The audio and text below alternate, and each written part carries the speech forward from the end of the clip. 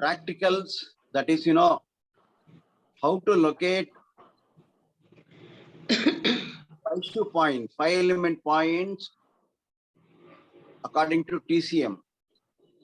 And before we start, friends, we'll do just about 3 minutes of meditation, and then I'll hand over the session to today's faculty, Mrs. Shamla Shukla and Nisha Gupta ji. So friends, I request all of you to kindly cross your legs and hold your hand like this, okay? And then sit straight, let your vertebra be straight, relax, close your eyes. You have to just watch your thought. Close your eyes, observe, witness the thoughts. As you witness the thoughts disappear. In other words, flow of thought is mind. Mind disappears. When there is no mind, it cannot take you haywire. Mind cannot take you haywire. You'll come to presence. This is a simple, easiest meditation method wherein you will gain grip over your mind instead of mind having a grip over you. And this meditation will instigate your parasympathetic nervous system. Parasympathetic nervous system means which activates coolness, relaxes your mind. All tension, stress, anger, anxiety will go away. You will be able to sleep well, eat well, digest well, relax well when your parasympathetic nervous system is activated. When your sympathetic nervous is activated, it is fight or flight situation. When you face some unexpected dangers, you are coming from a second show movie in the night, nobody is there in the road, suddenly a couple of people with some weapon, they attack you. What happens? You will be under high level of stress, anger, anxiety, tension. You are in, you'll be able to run fast. Palpitation will be there. Blood will supply more blood to capable you to run faster. In other words, you are in fight or flight situation. Wherein, you can't eat, you can't sleep. Your frequency of thought will be in beta level, highest level. You'll be under tension. You can't execute anything, any job. By doing this meditation, your parasympathetic nervous system will be activated. You will be very cool, relaxed. Your perception level will increase like anything. Keep on observing the thought. Don't allow any thoughts to crop up.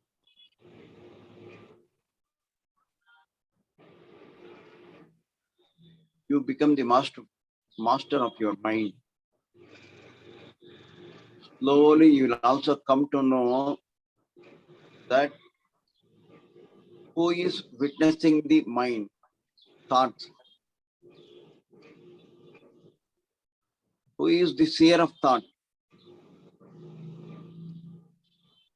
Mind is seen. There is a seer in you called witness consciousness. That is your true self. All religions' essence is to know thyself, to know who you are. Meditation will help you to know that there is a witness consciousness in you. That is your true self. Only possess the body and mind, but you are not that.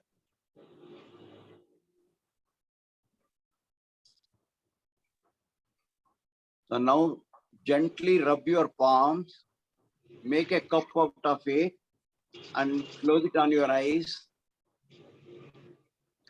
And then slowly open your eyes. Friends, I am extremely happy and proud to welcome a very stalwart in the field of education, that is our faculty today, Mrs. Shamla Shukla ji from Bombay.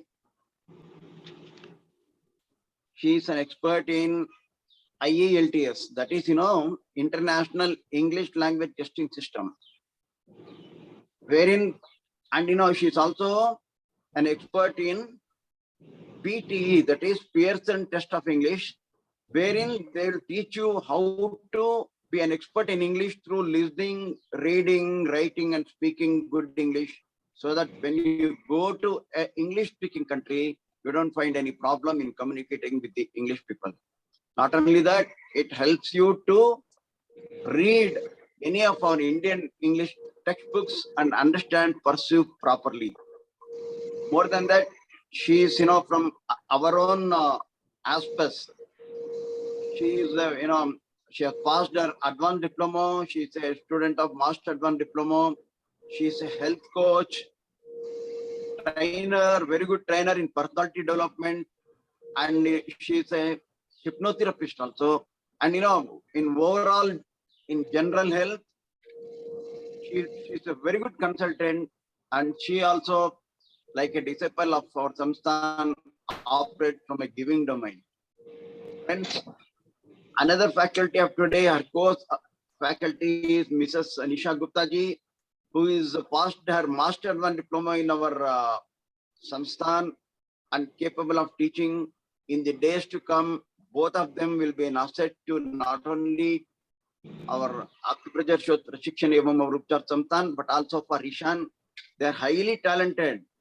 We are blessed to have them amidst us for today's session and in the days to come also. I don't want to take much of your time, students. I'm sure you will all enjoy the session and become an expert in locating the points according to TCM, all the 5 shoe points. Because our body is constituted out of 5 shoe, there is 5 shoe point, that is 5 element point. There is nothing else in the body other than 5 shoe points. If you are an expert on understanding what is 5 shoe points and where is its location, it helps you to treat any disease easily. So I welcome Mrs. Srimati Shamla ji and hand over the session. Welcome, namaste, madam.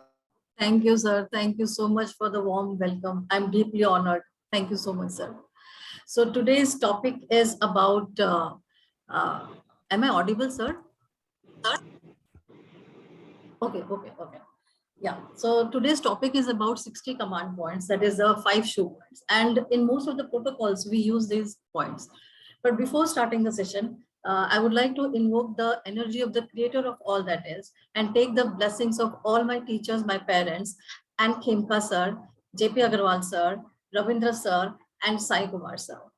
So today, as I told you, that our topic is about 60 command points and the plotting on the body as well as on the ball. And we have tried to make it very simple because we are just picking up 3 meridians at a time. So I request everyone to take pen, paper, or sketch pen according to your convenience, so that along with us, if you start plotting it, it will be very, very easy. All right. So I hand over the session to Nisha ji now. Nisha ji. Thanks, Shukla ji. And very big thanks to Ravindra sir, जिन्होंने हमें ये platform दिया, और and Sai Kumar sir जिन्होंने हमें motivate किया. मैं उनका तहे दिल से शुक्रिया अदा करती हूँ. एंड हमारे स्वर्गीय पूज्य माता प्रसाद जी खेमका सर जी की ब्लेसिंग्स लेते हुए वर्तमान अध्यक्ष श्री जेपी अग्रवाल सर जी को हाजिर नाजिर जानते हैं उनकी ब्लेसिंग के साथ, और अपने गुरुजनों का स्वागत करते हुए उनकी आशीर्वाद लेते हुए आप सभी के साथ मैं ये सेशन स्टार्ट करने की कोशिश करती हूँ. हमारा आज का टॉपिक है 60 command point and 5 shoe points. देखिए 60 कमांड पॉइंट का, कमांड का मतलब ही होता है कि बॉडी पे कमांड, यानी कि हमारी बॉडी पे जो कमांड करते हैं पॉइंट्स, वो उनके ऊपर अब 361 पॉइंट्स हैं हमारी पूरी मेरिडियंस में. तो उनमें से 60 कमांड पॉइंट ही क्यों चुने गए, ये इसका ये क्यों क्वेश्चन है. ठीक है. उसके बाद 5 शू पॉइंट. 5 शू पॉइंट क्यों और कैसे हमारी बॉडी पे किस तरह से रिएक्ट करेंगे, हमारी हेल्प क्या उनका रोल रहेगा, किस तरह से उनके साथ हम बड़ी इजीली तरीके से हम डायग्नोज भी कर पाएंगे और उनका ट्रीटमेंट भी कर सकते हैं। तो हम इसी को क्यों और कैसे को इस उलझन को सुलझाते हुए आज शुरू करते हैं इस बात को। हमारी बॉडी में 12 मेरिडियंस हैं। 12 मेरिडियंस, हर एक मेरिडियन के साथ 5 शू पॉइंट दिए हैं। 12 मेरिडियंस का मतलब है कि बॉडी के रास्ते मेरिडियन उन ऑर्गन तक पहुंचने के हमारी बॉडी में front, back, left and right चारों साइड पे 12 मेरिडियंस फ्लो करती हैं। मेरिडियन रास्ते हैं तो उनके ऊपर जो एनर्जी फ्लो करती है हम उनके बारे में जानेंगे आज। और इसी टॉपिक को स्टार्ट करके मैं बहुत इजी एग्जांपल के थ्रू आपको बताने की कोशिश करूंगी कि किस तरह से हम उन मेरिडियंस को, उन 5 शू पॉइंट को यहाँ पे सेट करके बता सकते हैं कि क्या है वो। एक सिंपल सी एग्जांपल जो लेमैन की भाषा में बताऊंगी। एक रूम में एंट्री करते हैं हम तो उसमें कुछ भी नहीं होता, बिल्कुल डार्कनेस होती है या सिंपल कोई एनर्जी नहीं होती उसमें। तो हम उसमें स्विच बोर्ड देखते हैं जहाँ पे शू पॉइंट लगे होते हैं, जहाँ स्विच बोर्ड के स्विचेस लगे होते हैं। वहाँ फैन भी है, एसी भी है, हीटर भी है और उनको उसी एनर्जी के हिसाब से हम यूज करते हैं। जब जो हमें एनर्जी चाहिए उसको हम उस स्विच बोर्ड की हेल्प से उसको स्टार्ट कर लेते हैं।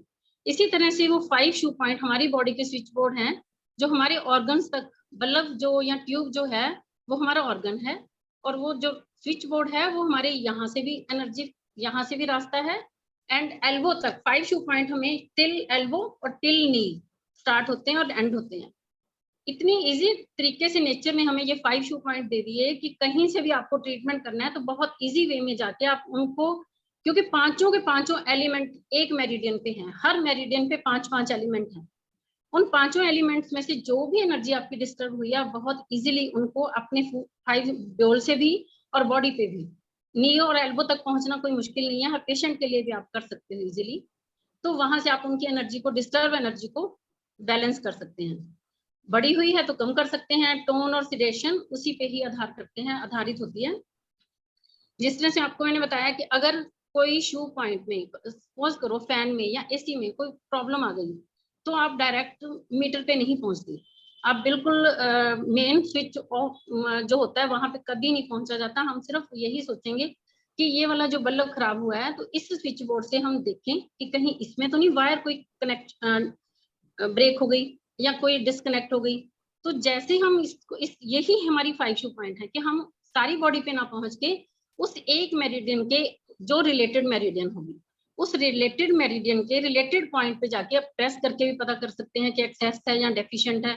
उसको उसी मेरिडियन से ही आप पकड़ सकते हैं और बहुत अच्छे आप एक प्रैक्टिशनर बन सकते हैं। जिससे बिल्कुल आपको किसी के सामने पजल होने की भी जरूरत नहीं पड़ती और फर्स्ट डे ही आप उसको बहुत अच्छे से डायग्नोज कर पाएंगे अगर आप बहुत अच्छे से उसको समझेंगे इस बात को कि कैसे।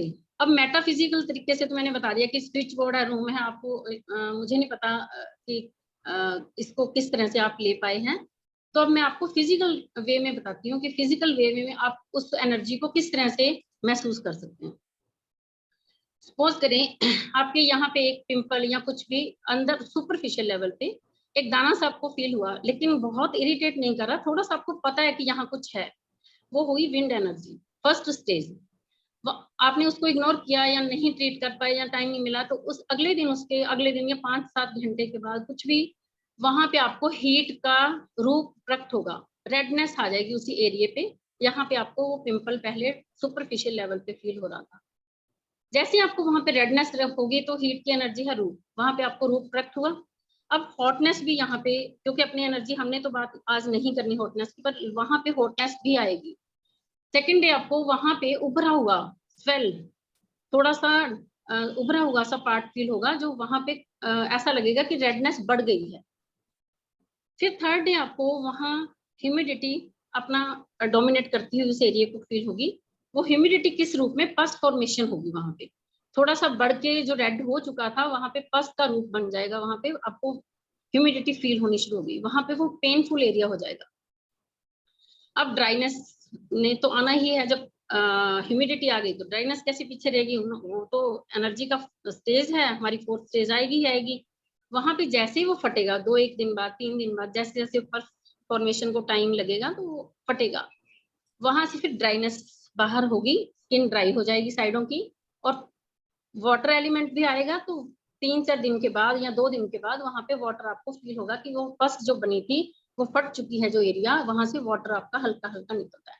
ये मेरे ख्याल से सभी ने अपनी लाइफ में फील किया होगा इस तरह का कोई प्रॉब्लम। तो ये है फिजिकल तरीके पे हमारी पांचों एनर्जी किस तरह से, छह की छह एनर्जी हमारी किस तरह से अपना रूप दिखाती हैं। अगर हम फर्स्ट स्टेज पे उनको देख लेते तो फर्स्ट पे क्योर हो सकता था, सेकंड पे देख लें सेकंड पे। मेरे हिसाब से आपको जो भी आपके पास पेशेंट तो अपनी मर्जी से आएगा ना, हमने अपने हिसाब से तो चलना नहीं है, पेशेंट की उस एनर्जी के हिसाब से आप उसको ट्रीट कर सकते हैं और देख सकते हैं, डायग्नोज भी कर सकते हैं। अब मैं आगे का सेशन कंटिन्यू करने के लिए शुक्ला जी से कहता हूँ। All right, thank you. So let me make one thing clear, that we are going to translate the same thing in English. So it is a dual kind of a thing that we have thought over, so that our Hindi students also can benefit and English students also can benefit. So I will just explain what she said, that just like we have a switchboard in the house to control specific devices in the house. So for example, if you want to put on a fan, so we have a specific point for that, specific switch for that. If you want to put on an AC, we have a specific switch for that. Are you getting me? So basically what happens, we have 12 meridians, front, back, and on the sides. So for all the meridians, for each meridian, we have these 5 switches. Now, what are these 5 switches? These 5 switches are the 5 elements on which we can work. And when the 5 elements, when they get imbalanced in the body, this is how the disease develops. All right. So God has given us these 5, shoe points, that they are also called as shoe points. So these are 5 element points. So now what we are going to do is, we are actually going to demonstrate only the plotting today, and we have picked up only 3 meridian today. That is lungs, pericardium, and heart. So that it is easy to be in sequence and it is easy to understand that. So as far as I know, I'm sure I am able to explain it to you, that these 5 shoe points are the 5 element points, and we have total 12 meridians. So in all, we have 60 points, 60 switches. So they are also called as command points. I would call it as 60 switch points. So whenever we need, we can just put on that switch. Whenever we don't need, we can put it off. This is what is called tonification and sedation. So for further explanation and the point location on the body, I would invite Nisha ji again. Very well said, Shyamala ji. Thank you so much. हम अभी शुरू करते हैं. मैं आपको body पे करती हूँ. लंग्स की एनर्जी को स्टार्ट करते हैं हम. हमें पता है कि उसका लंग्स का एलिमेंट जो है वो वुड एलिमेंट क्या है, Lu11, एंड उसकी एनर्जी है विंड. ठीक है, वो ग्रीन कलर को रिप्रेजेंट करता है. तो Lu11 जो है हमारा, देख पा रहे होंगे आप सभी, ये वाला एरिया है. देखिए मैंने डॉट लगाया.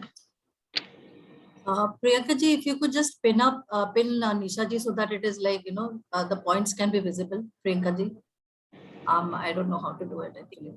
Lu11, ठीक है. आप बहुत अच्छे से, अगर इनको मैं आपको बहुत इजी वे में कोशिश करती हूँ. बिल्कुल कॉर्नर ऑफ द नेल. ठीक है, कॉर्नर ऑफ द नेल, ये हमारा Lu11 पॉइंट है. इससे रिलेटेड डिजीज हम नेक्स्ट सेशन में बताएंगे कि किस किस तरह से इनसे हम कैसे एनर्जी को बैलेंस कर सकते हैं. Lu11, उसके बाद ऐसे चलते आएंगे. ये वाला एरिया यहाँ पे मार्क करना जरूरी है. उसके बाद इस एरिया को मार्क कर लें. देखिए इसके और इसके बिल्कुल सेंटर में बॉर्डर लाइन, जो स्किन चेंज होती है जिस जगह, उस बॉर्डर लाइन पे सेंटर में हमारा ये Lu10 पॉइंट है. ये देखिए, इसको आप प्रेस करके देखेंगे तो मोस्टली यहाँ पे पेनफुल एरिया होता है. जिनको फ्रोजन शोल्डर या शोल्डर की कोई भी दिक्कत, किसी भी तरह की शोल्डर की रोटेशन में दिक्कत है ना कुछ भी, तो ये वाला एरिया उनके लिए बहुत ही इफेक्टिव होता है. इस पे जरा सा प्रेस करने से उनको बहुत सीवियर पेन मिलेगी. और देखिए यहाँ पे मैं पॉइंट लगा देती हूँ, बिल्कुल इस एरिया पे 11 एंड 10 यहाँ मार्क करके और यहाँ मार्क करके आप इस एरिया को लोकेट कर सकते हैं बहुत इजीली. Lu10 को, Lu10 फायर एनर्जी है और ये हीट इसकी एनर्जी है, फायर एलिमेंट है. अब हम चलते हैं अपने नेक्स्ट थर्ड पे, जो सोर्स पॉइंट अर्थ पॉइंट भी है LU9। देखिए यहाँ पे आपको एक बोन के बीच में डिप्रेशन, टेंडन के साथ ही डिप्रेशन दिखाई देगा, आप इसको फील करके देखिए, बिल्कुल इसके साथ रिस्ट पे, ये है हमारा LU9। बहुत नीचे नहीं आना, LU11, LU10 एंड LU9। फिर यहां से हम 2 फिंगर इस पॉइंट के ऊपर रखेंगे, 2 फिंगर इसी लाइन में, मैं आपको बताती हूँ, इसी लाइन से नहीं हटना। और आप यहाँ पे सभी अपने अपनी बोन को टच करके देखिए, यहाँ से बोन अंदर की तरफ मुड़ती है, अंदर की तरफ टर्न लेगी, और यहाँ पे एक अजीब ये देखिए खड्डा सा है जो हमारा LU8 पॉइंट है, और इससे थोड़ा सा अंदर की तरफ अगर जाते हैं तो बोन जहाँ पे घूमती है वो हमारा LU7 पॉइंट है। ये हमारे लिए बहुत ज्यादा जरूरी है, इसलिए मुझे आपको LU7 आज बताना पड़ा। LU9 के बाद 2 finger LU8 and 2.5 finger LU7 है, बिल्कुल साथ पीछे की तरफ। LU8 के बाद हमारा नेक्स्ट है, इसी बोन के साथ हम चलते जाएं तो देखिए ये वाला एरिया आता है, इसको इस तरह से फील करेंगे आप।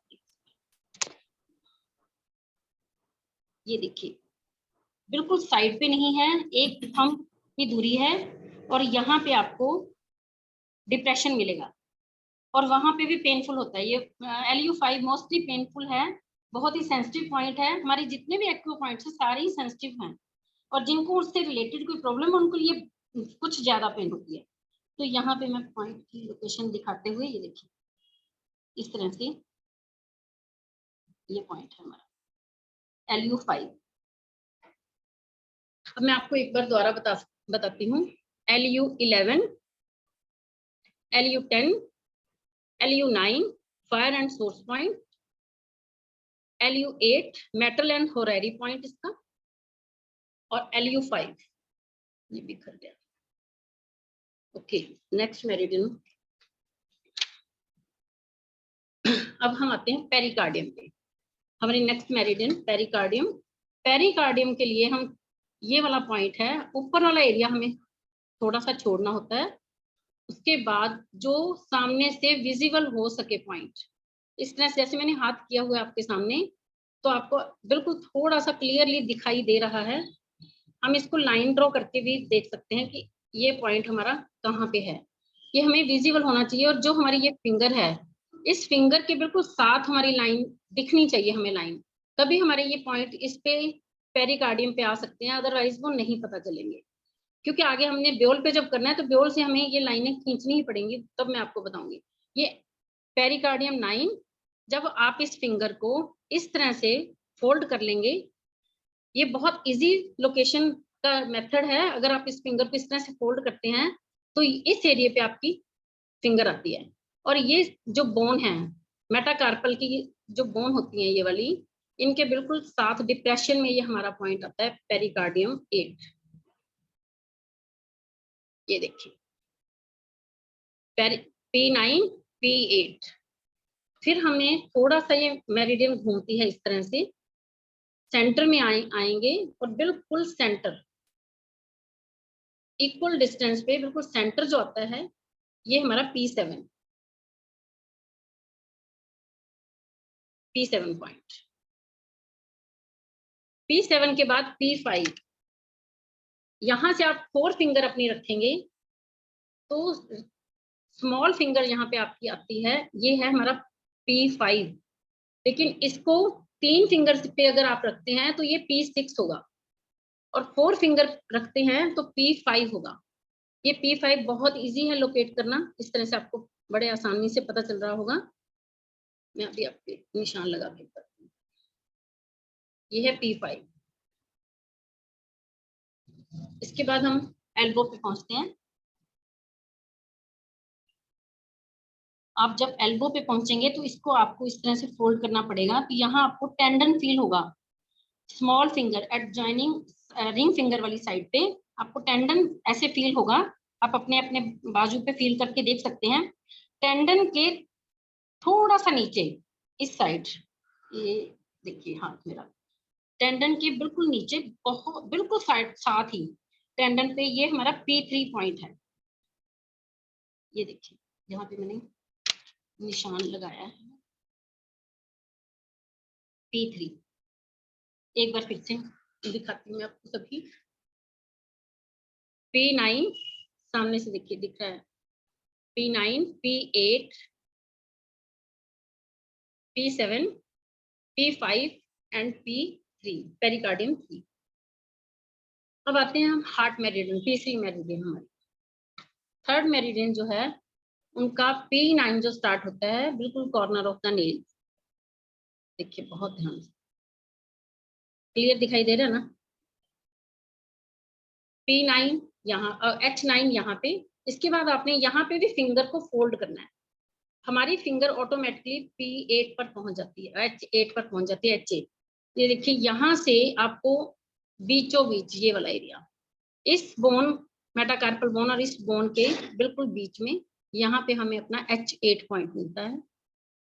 H8 पॉइंट का मैं रिजल्ट देख चुकी हूँ। मेरे एक पेशेंट थे, उनके ऊपर हुआ, उनको पता नहीं था कि उनको क्या पेन है, किस तरह की पेन है, तो वो बहुत पसीने पसीने स्वेटिंग हो रही थी, उनको बहुत ज्यादा पल्पिटेशन बैठे बैठे ही हो रही थी। तो उनका ये पॉइंट हमने प्रेस करना स्टार्ट कर दिया इमीडिएटली, और उनको बहुत सीवियर पेन थी। फिर उनको हॉस्पिटल जाने का 12-13 घंटे मौका मिल गया। डॉक्टर ने कहा कि आपको हार्ट अटैक हुआ था लेकिन आप बच गए हैं, और उनका ट्रीटमेंट हुआ।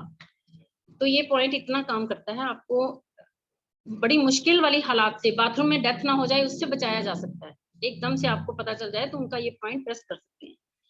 इसके बाद H8 के बाद हमारा पॉइंट है H7। H7 कॉर्नर में नहीं जाना बिल्कुल, ये बहुत ही प्यारा पॉइंट है। ये देखिए यहाँ पे एक डिप्रेशन है, डिप्रेशन में आपने ये H7 को लोकेट करना है। H7 के साथ 6, 5, 4 एक जैसे पॉइंट है, पर दो फिंगर आप अगर इस तरह से लेके चलेंगे तो यहाँ पे H8 के सॉरी ये लंग्स 8 के बिल्कुल सामने, इजी लोकेशन के हिसाब से बता रही हूँ कि लंग्स 8 के बिल्कुल सामने यहाँ पे आपको H4 पॉइंट मिलता है। H4 एक ही लाइन में। H4 के बाद हम आते हैं फिर से H3 पे। H3 की लोकेशन देखिए, ये इस तरह से आप फोल्ड जब करते हैं तो यहाँ पे डिप्रेशन है एक, ये वाला डिप्रेशन में आपको काफी पेन फील होती है। हल्की सी भी, हल्का सा इसको प्रेस करेंगे तो पेन ही पेन मिलती है। हल्की फुल्की पेन तो हर एक को होगी यहाँ पे। तो ये हमारा H3 है। यहाँ पे देखिए पॉइंट की लोकेशन आप बहुत अच्छे से देख लें कि इसको आप प्रेस करके देखेंगे, जहां आपको गड्ढा फील होगा और इस थोड़ी सी बोन यहाँ पे फील होती है, वो हमारा H3 पॉइंट है। इस तरह से सामने से देखेंगे, देखिए ये है पॉइंट की लोकेशन, ये है आपका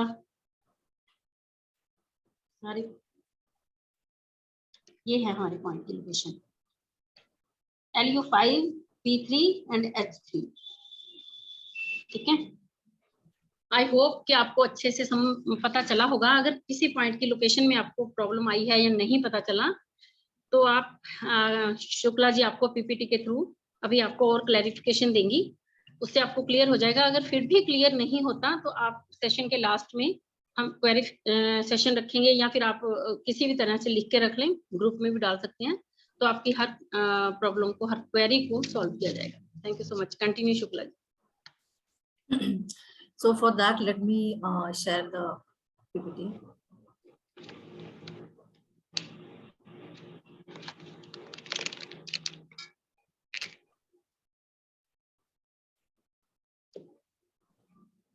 Okay, so as we said that we are just going to work on only the plotting today. Nisha ji has showed it on the body. Now we will try and make it clear on the PPT so that it's a double revision and you all can draw it on the page or your hand again, okay? So, see here we have LU11 just at the base of the nail, and this is a wood point, as Nisha ji already said. All right. Now, this is the LU10 right in the center. okay, and on the borderline. And this is a fire point. As I told you, we are not going to discuss more about the diseases. That we will be having it at the end after finishing all the meridians. Then we will tell you with which combination, what kind of diseases can be cured. All right. So let us come to LU9. So here, as Nisha ji said, that there is a depression over here. Here you will feel a depression, and this is LU9. And this is an earth point. All your queries will be answered at the end. Somebody is messaging. All right. So just on the line of LU9, you will find LU8. So you don't have to miss this line. See this line, the red line, on this line only you have to proceed. And this is a metal point. I hope it is getting clear. And LU5, see, there is this, you can see this red little thing here. So this is a soft, tendon there at the elbow. So just next to that tendon is LU5. See, sometimes what happens whenever we plot a point on the body or beyond. So we have to be very particular, because 1 millimeter difference can make a major difference. And many a times people complain that yes, we applied the protocol and we are not getting the result. So that is the precision of, selecting and locating the point is very, very important.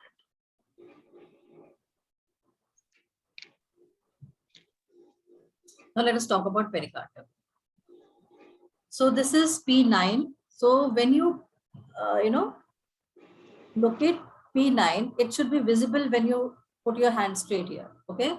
And this is a wood point. This is P8. In a very beautiful way, Nisha ji explained, and you can remember it. You just fold your middle finger, wherever the tip touches, that is P8. And this is a fire point.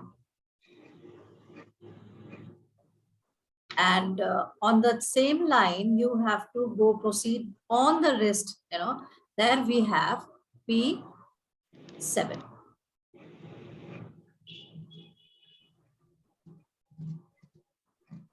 Go more ahead, and here we have P5. P9 is confusing, okay. We will describe it again. P5 is a middle point. And this is P3 again on the elbow. So now when we located the last point, it was this side. Now P3 would be little on the right side, okay, touching the bone. And this is a water point. So let us see heart. All right. Now just at the base of the small finger's nail, we have H9, and this is a good point. Then we have H8. Again, this is very simple. Just fold your little finger, and wherever the tip touches, that is H8, and this is a fire point.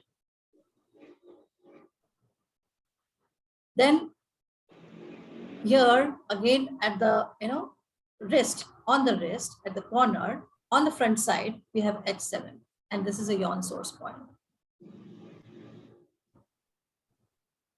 Again, on the same line, you have not to, go away from the line. Just go down on the same line, and there you will find this point, and this is a metal point. And H3, this is a water point, again on the elbow, and it is very easy to locate.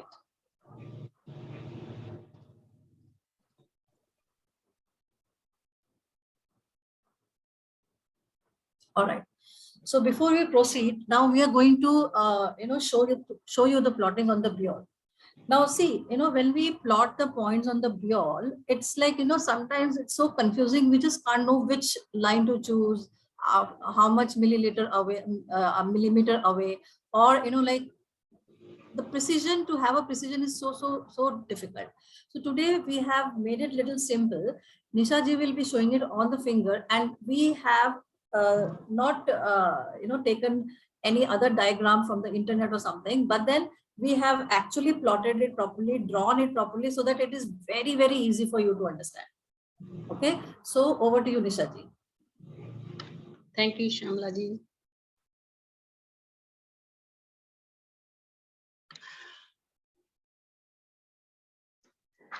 Thank you Shyam Shukla ji. हम start करते हैं कि ब्योल पे आपको किस तरह से पता चलेगा। ब्योल पे आप इस फिंगर को, ये टू फिंगर्स को ही आप नोटिस करें कि ये हमारी स्विच बोर्ड हैं जो मैंने अभी शुरुआत में बात की थी। यहाँ पे ही हमारी मेरिडियंस ब्योल के हिसाब से प्लॉटिंग होती है। यहाँ पे मैं ये वाली फिंगर को इस तरह इस वाले एरिया में दिखाऊंगी, कुछ करके आपको भी बताती हूँ। ये हमारा हैंड, इसको हैंड की तरफ से रिप्रेजेंट करते हैं। और ये हमारी लेग्स की जितनी मेरिडियन जाती हैं वो इस पे प्लॉटेड हैं, और हैंड की यहाँ पे प्लॉटेड हैं। आपको पता है कि LI, SI and lungs meridian हमारी हैंड पे ऊपर यहाँ तक ही रहती हैं, इसी एरिया में। तो ये इस फिंगर पे आती हैं, और यहाँ ये लेग्स की है तो ये लेग्स वाले एरिया में आएंगी। इन फिंगर के ऊपर मैं, क्योंकि काफी कुछ यहाँ पे मैंने दिखाना है, तो मैं यहाँ पे वो नहीं एरो बनाने लगी हूँ। तो आप अपने अपने हैंड पे इस वाली फिंगर पे मैं एरो बनाऊंगी। चलो मैं यहीं पे बनाती हूँ, ठीक है। यहाँ पे आप सभी अपवर्ड एरो इस तरह से बना लें, ठीक है। उसके बाद यहाँ पे डाउनवर्ड,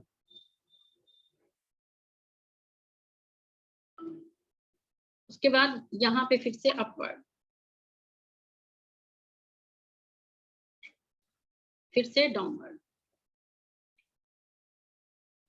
टू फिंगर्स, यहाँ अपवर्ड, यहाँ डाउनवर्ड, यहाँ अपवर्ड, यहाँ डाउनवर्ड। अब हम मेरिडियंस के बारे में बात करते हैं कि किस तरह से।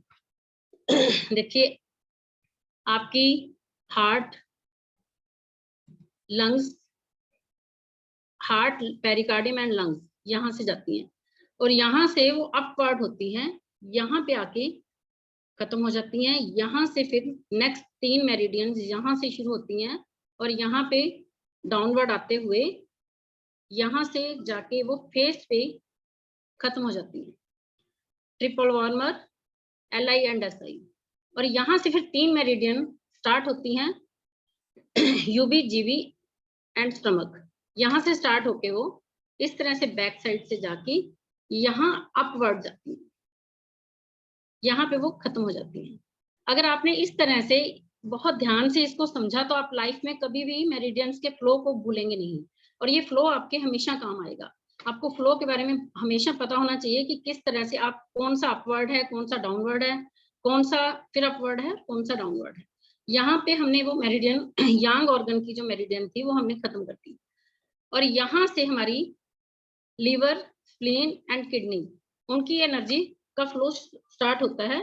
तो यहाँ ऊपर से फर्स्ट नंबर से स्टार्ट होके वो इस तरह से जाती हैं, और फिर पूरी बॉडी में हमारे यहाँ चेस्ट एरिया पे आके खत्म हो जाती है।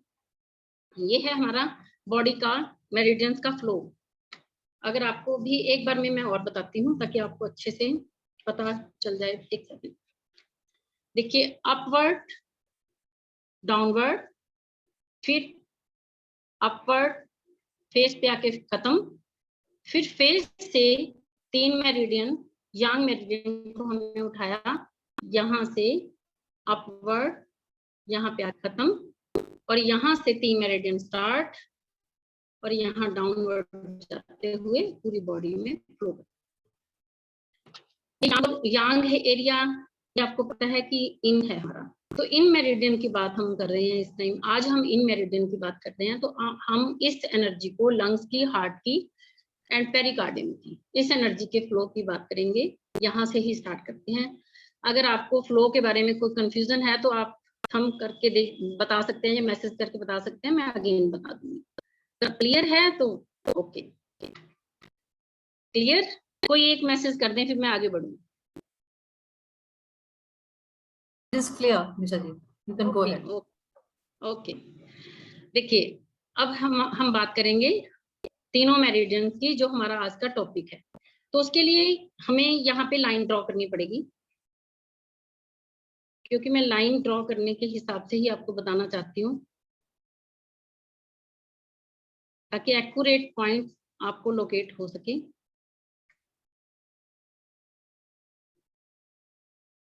Nisha ji, people are requesting you have to repeat the flow once again.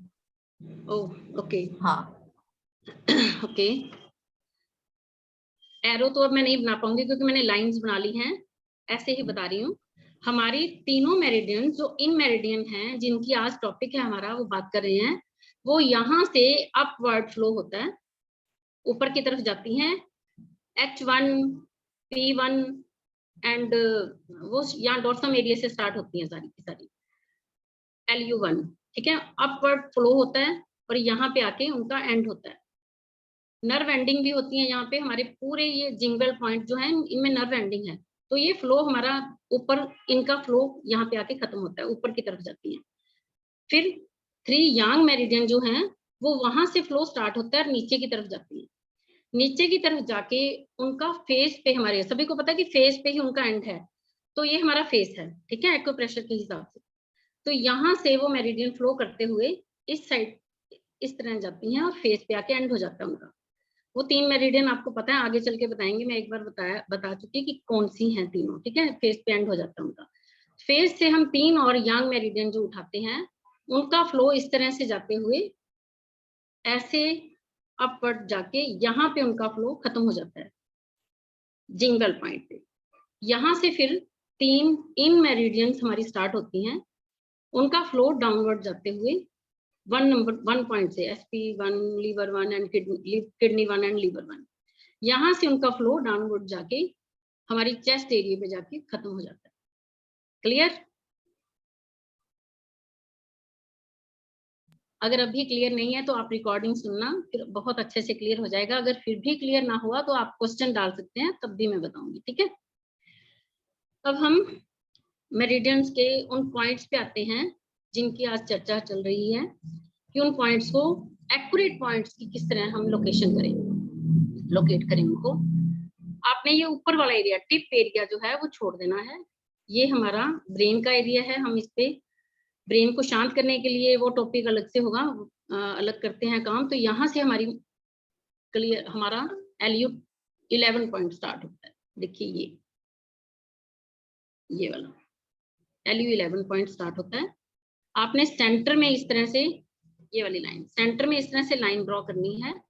उसके बाद जो नीचे वाली लाइन इक्वल डिस्टेंस से, ये वात जॉइंट से लेके ऊपर तक के इक्वल डिस्टेंस से हमने ये इस वाले और इस वाले जॉइंट से बिल्कुल बीच में एक लाइन ड्रॉ करनी है।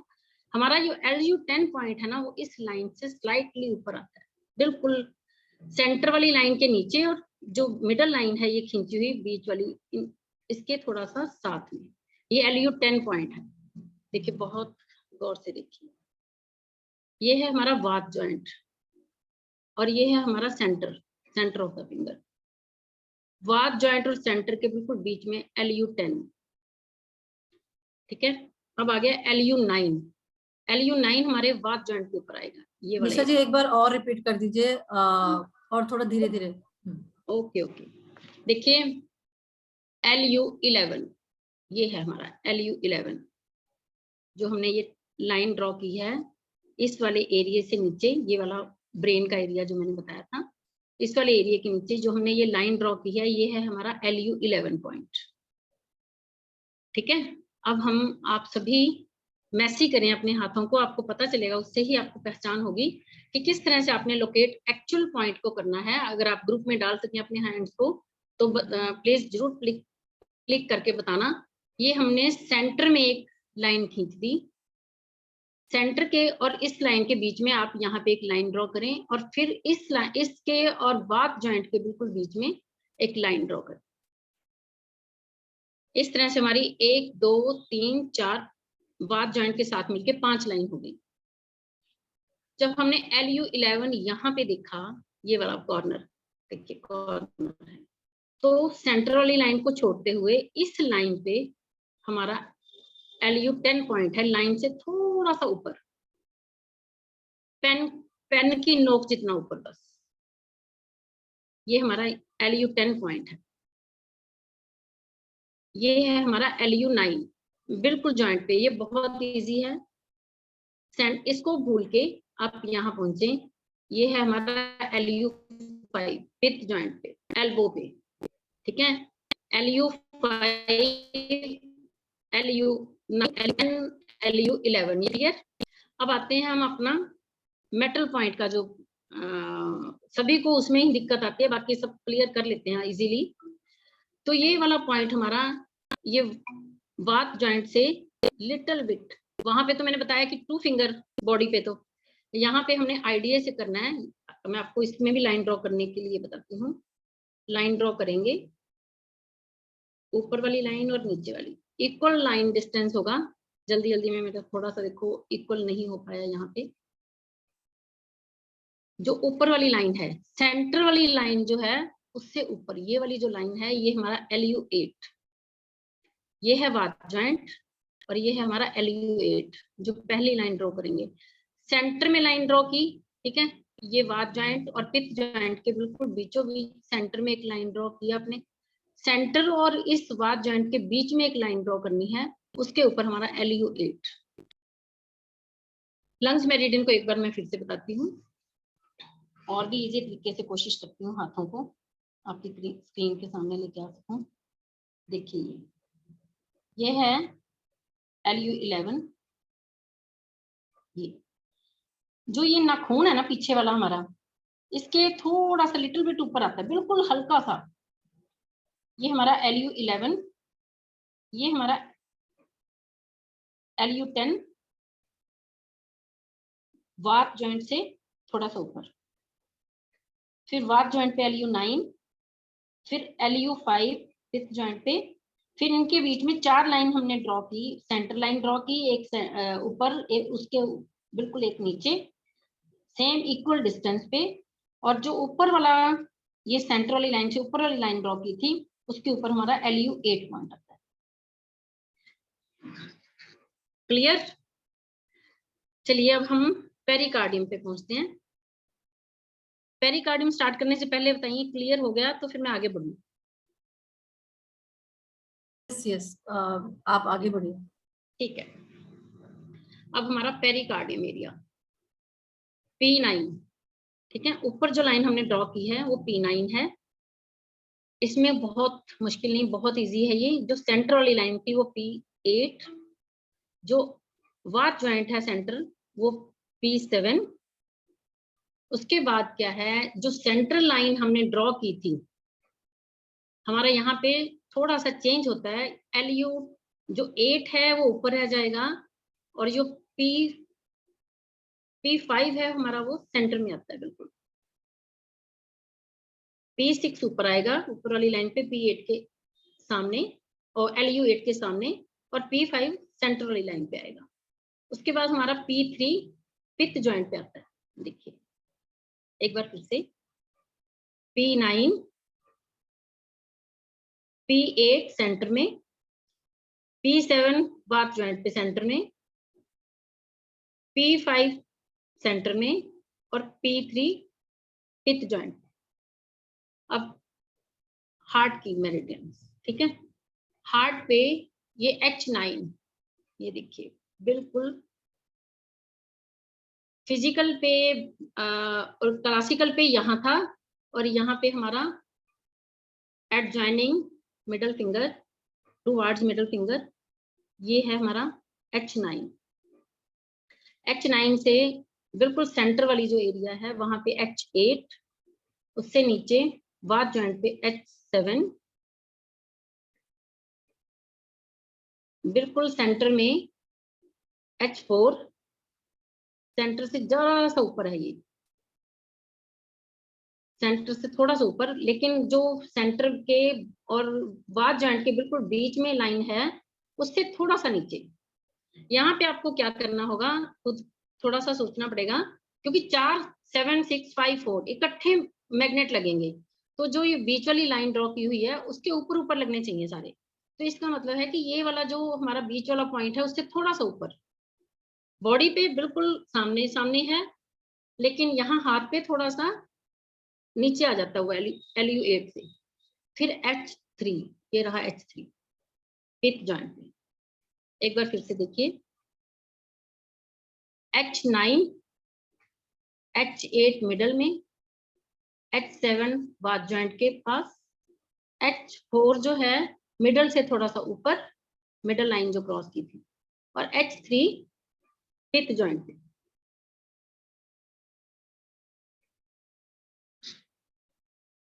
कोशिश की है मैंने कि ब्योल पे आपको बहुत अच्छे से बता पाऊं। अगर कोई कंफ्यूजन हुई तो आप जरूर मैसेज कर सकते हैं, या क्वेरी सेशन में आप बता सकते हैं। कंटिन्यू शुक्ला जी, वो मेरे आपको पीपीटी पे बताएंगी अभी। So I hope it is clear to everyone. But then I will be showing it to you on the finger drawn on a paper, so that it's a revision again. So just give me some time. I will share with you.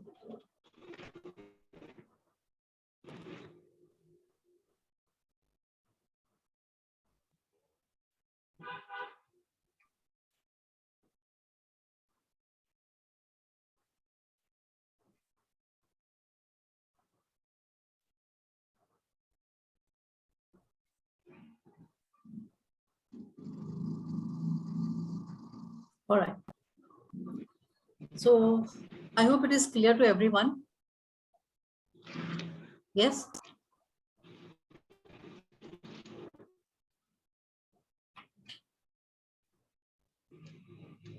Okay. Just a minute. All right. So let us start with the lungs meridian.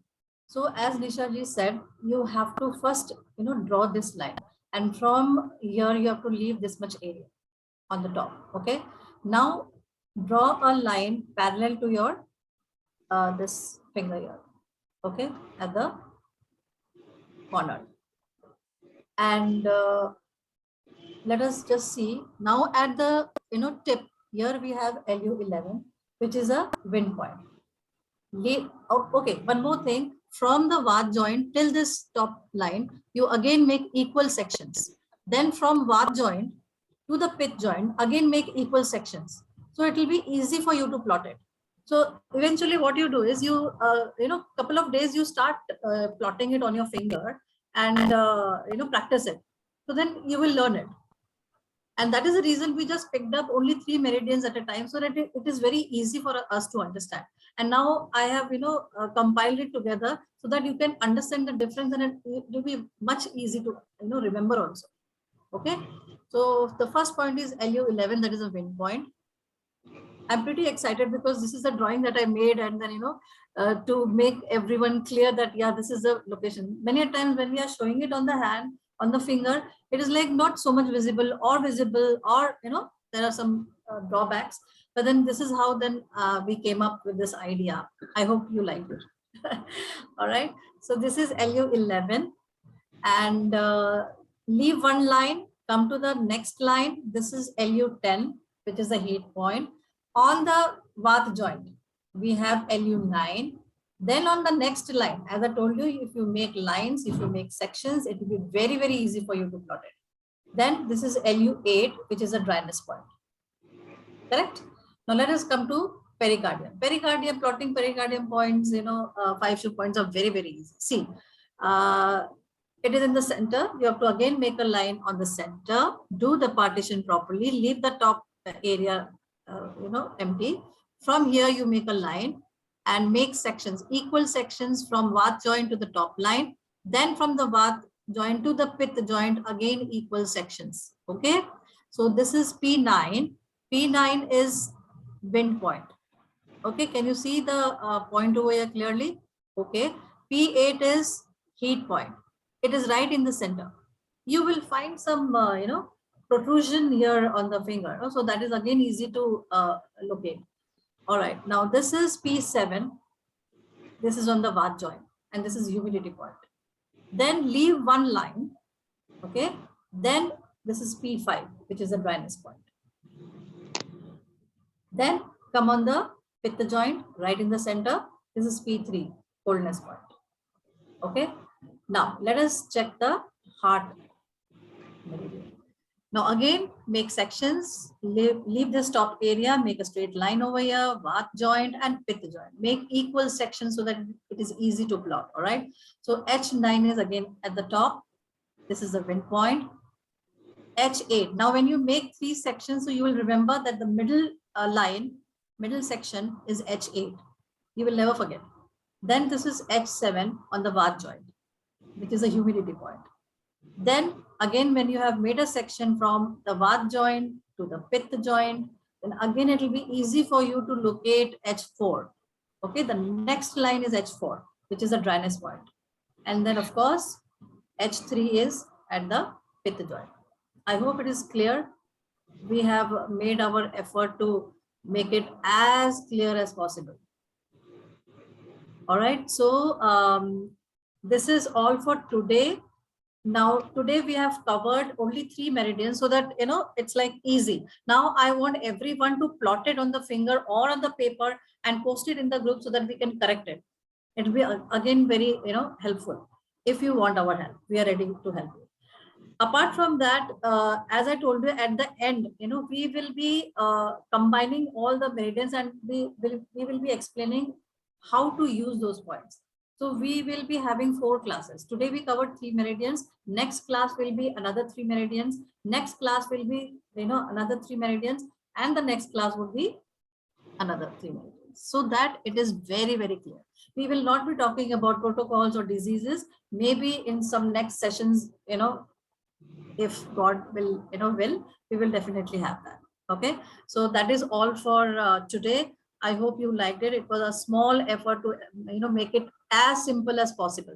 You know, I know there are hundreds and thousands of books and thousands of photos on the Google and internet, but it is very difficult to actually see it, you know, and then do it, because then there's a lot of confusion. Some say the H8 is here, some say H8 is up, down. So this is what we came up with, that look at this, that this is it, you know, so that it is clear. Any kind of confusion, if there is, you can post it in the group so that we can answer them. All right. So over to you, Nisha ji. Thank you Shukla ji. देखिए शुक्ला जी ने सभी आपको सब कुछ बताया है, सभी clear हो गई है हर चीज, हर बात. अगर आपको अच्छा लगा तो एक मैं समझती हूँ कि एक आप लोगों को होमवर्क दिया जाए ताकि उसको आप करें और ग्रुप में डालें. ग्रुप में हमें पूरा मैसेज करें अपने हैंड्स को और बहुत क्लियरली हमें बताएं कि आपको कहाँ कहाँ क्या क्या किस किस तरह से मेरिडियंस को लोकेट किया है. अगर हमें ठीक लगा तो ओके, नहीं लगा तो हम करेक्शन करेंगे किसी भी तरह से. नेक्स्ट वीडियो में हम, नेक्स्ट क्लास में हम कोशिश करेंगे कि आपको उनके रिलेटेड जितनी भी डिजीज होती हैं, जिस तरह से भी डिजीज को डायग्नोस कर पाए हम इजी वे में, पेशेंट को सामने से आते हुए देख के ही आपको उस की रिलेटेड प्रॉब्लम पता चल सके. तो ये नेक्स्ट सेशन में हम कोशिश करेंगे. I will try my best. मैं और शुक्ला जी हम अच्छे से चाहेंगे. अगर कोई गुस्ताखी हो या नहीं समझ आया हो तो सॉरी, आप दोबारा से ट्राई करेंगे हम, ताकि आपको मैं ये चाहती हूँ कि बहुत अच्छे से सभी मिलके चलें, सभी मिलके एक दूसरे का साथ हाथ पकड़ के हम आगे बढ़ें. जो खेमका सर ने और जेपी सर ने और रविंद्रा सर ने कदम उठाया हुआ है, उनकी एनर्जी को आगे बढ़ाएं और उनको देखते हुए हम आगे बढ़ें और अच्छे तरीके से अपने संस्थान का भी नाम रोशन करें. Thank you so much. Continue Shukla ji. All right. Thank you, Ravindra sir. Thank you, Priyanka ji, to help us. Sir, thank you. Thank you, madam. It is the other way around. We should thank you because you have done your job in an excellent manner. Thank you, sir. We tried Very our simple, best. easy to understand. Everybody, as you know, I'm sure have enjoyed the session. More than that, you know, clarity has been given, and we'll certainly continue, you know, in the days to come for all, you know, all the meridians elaborately. You can take your own time. I'll provide you the platform, madam. Thank you. It is sir. of immense help to all the students. Great. So in coordination with you people, I'll announce the next class very, very soon. Okay. So thank you very much once again. Be blessed by the divine. Thank you very much once again. Thank Bye. you, sir. Thank you, sir. Catch up Thank again. you. Thank you, sir. Okay. Thank you sir. Thank you. Thank you sir. Thank you.